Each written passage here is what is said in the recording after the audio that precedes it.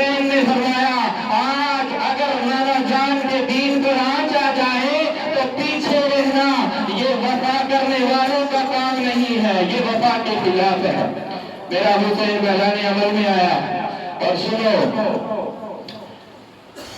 محمود غزنوی اچھی کھانے اور اچھی خوراکیں اپنے وزیر اعظم کو کھلا رہا ہے۔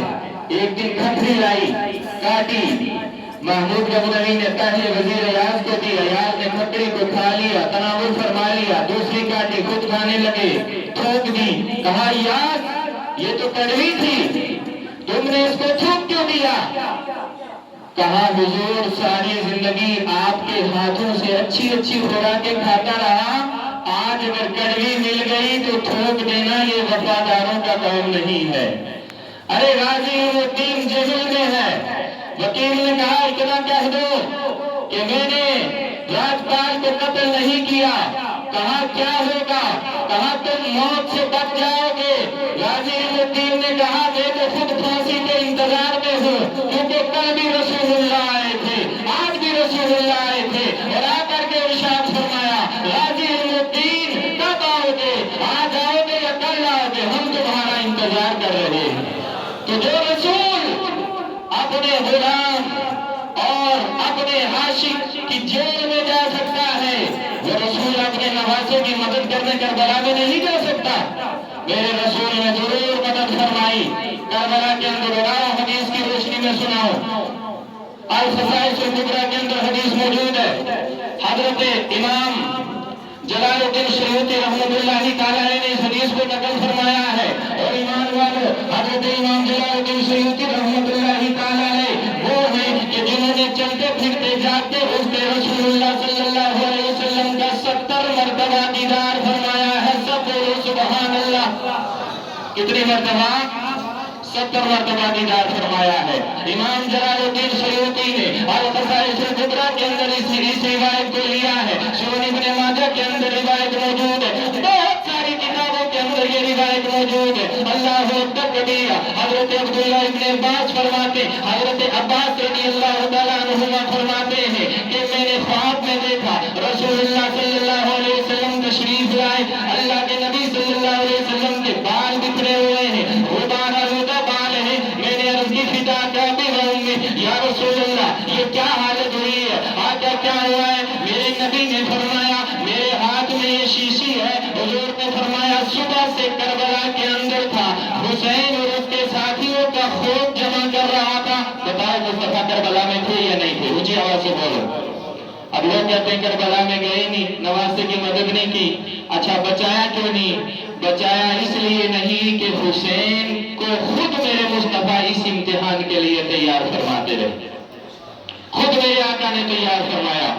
اور سیدہ فاطمہ مولا کائنات امام حسن حضرت عباس فرماتے ہم سے پہلے بیت کو یہ خبر تھی کہ امام حسین کربلا کے اندر شہید ہو جائیں گے، مگر کسی نے دعا نہیں فرمائی، بلکہ خود حسین پاک کو مصطفیٰ کریم اس امتحان کے لیے تیار فرماتے رہے، اور خود امام علی مقام رضی اللہ تعالیٰ عنہ اس امتحان کی تیاری فرماتے رہے۔ اب آئے تھوڑی دیر کے لیے آیت کریمہ کی طرف چلتے ہیں۔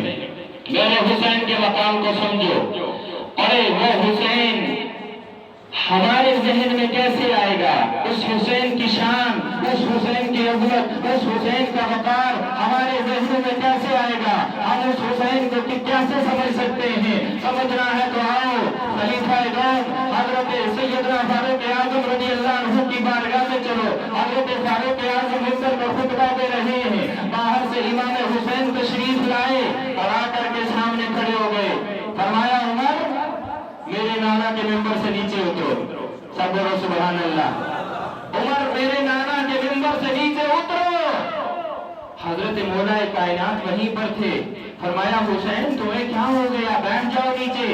میرے امام پاک نے پھر فرمایا عمر میں نے تمہیں کہا میرے نانا کے ممبر سے نیچے اترو۔ ارے وہ عمر جس راستے سے گزر جائیں تو شیطان راستہ بدل دے، وہ عمر جس کا نام سن کر آج بھی کیسو کسرا کانپ جائے، وہ عمر جو دریائے نیل کو خط لکھے تو دریائے نیل جاری ہو جائے، وہ عمر ممبر سے اٹھے، ادب کے ساتھ نیچے آ کر امام حسین کے سامنے دوزانو ہو کر کے بیٹھ گئے۔ اونچی آواز سے سبحان اللہ کہہ دیں. یا زندہ لوگوں زندہ دلی کے ساتھ محبت سے کہہ دو سبحان اللہ. عمر ادب کے ساتھ سامنے بیٹھ گئے. اب امام حسین کا جملہ سنو. میرے امام نے فرمایا او عمر میرے نانا کے ممبر سے نیچے اترے ہو جاؤ اپنے نانا کے ممبر پر جا کر کے بیٹھ جاؤ. عمر کی آنکھوں میں آنسو آ گئے. حضرت عمر کہنے لگے او نوازۂ رسول میں تو ایک بکریاں چرانے والے کا بیٹا ہوں, میرے نانا جان کا کوئی ممبر ہی نہیں ہے. امام حسین نے فرمایا اچھا کوئی ممبر نہیں ہے؟ عرض کی میرے نانا کا تو کوئی ممبر نہیں ہے. امام پاک نے فرمایا پھر اٹھو اور میرے ہی نانا کے ممبر پر بیٹھ جاؤ. اب عمر اٹھے اور ممبر رسول پر بیٹھ کر حضرت عمر رضی اللہ تعالیٰ عنہ نے ارشاد فرمایا اے لوگوں سنو سنو, پہلے مجھے ابو بکر صدیق نے بٹھایا تھا اس لیے حسین کے کہنے پہ نیچے اتر آیا. خبردار اب کوئی جرت نہ کرنے پائے, اب مجھے ابو بکر نے نہیں بٹھایا ہے بلکہ جنت کے نوجوانوں کے سردار نے بٹھایا ہے. اب مجھے حسین نے بٹھایا ہے. اب دنیا کی کوئی طاقت مجھے حسین کے نانا کے ممبر سے اتار نہیں سکتی ہے. آج بڑے بڑے لوگ ممبر پر چڑھتے ہیں نا تو سادات کے خلاف بولتے ہیں, کہتے ہیں جی ہمارے پاس بڑی بڑی ڈگریاں ہیں.